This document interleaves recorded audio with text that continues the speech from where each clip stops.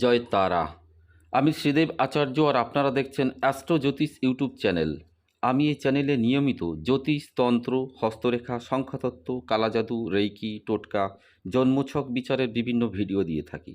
এই মুহূর্তে যারা ভিউয়ার্স কিংবা ফলোয়ার্স আছেন প্রত্যেককে জানাই বৈশাখী শুভেচ্ছা। এই গরমে সবাই ভালো থাকুন, উপযুক্ত পরিমাণ জল পান করুন, অতিরিক্ত গরমে সাবধানে কাজকর্ম করুন। যারা এখনও পর্যন্ত চ্যানেলটিকে সাবস্ক্রাইব করেননি, চ্যানেলটিকে সাবস্ক্রাইব করে দিন আর পাশে থাকা বেল বাটনটিকে অন করে দিন। চলুন শুরু করি আজকের ভিডিও। শনির সাড়ে সাতি কী?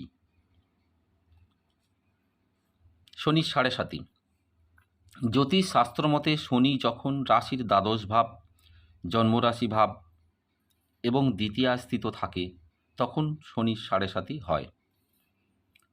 দ্বাদশে 2.5 বছর, জন্ম রাশিতে 2.5 বছর, দ্বিতীয়ায় 2.5 বছর, মোট 7.5 বছর।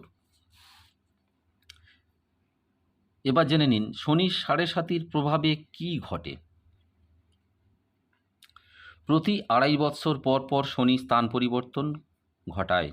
তাতে কারো মুখে হাসি ফোটে, আবার কারো মাথায় পড়ে বাজ।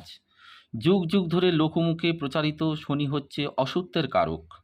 এই শনির প্রভাবে কেউ চোর, কেউ ধান্দাবাজ, কেউ নেশাড়ু, কেউ সাধু, কেউ পণ্ডিত, আবার কেউ নাস্তিক থেকে হয়ে গেছে সাধক।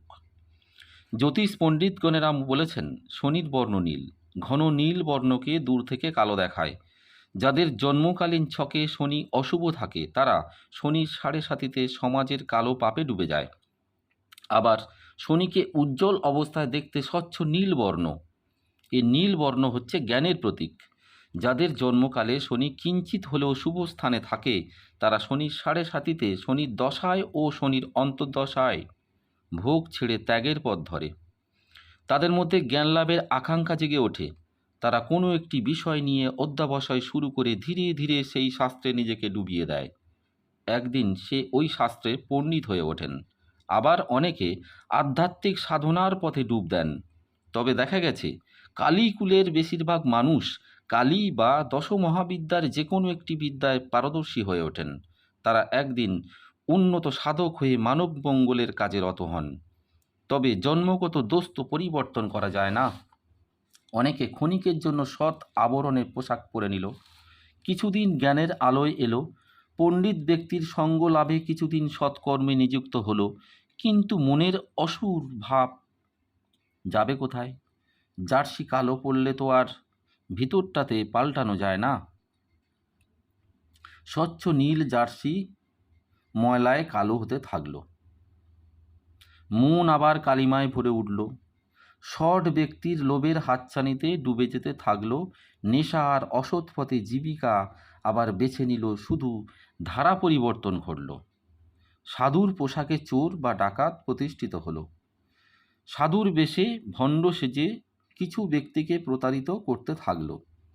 এক জায়গায় বেশি দিন স্থায়ী হয় না, কারণ অল্প দিনে তার মুখোশ খুলে যায়।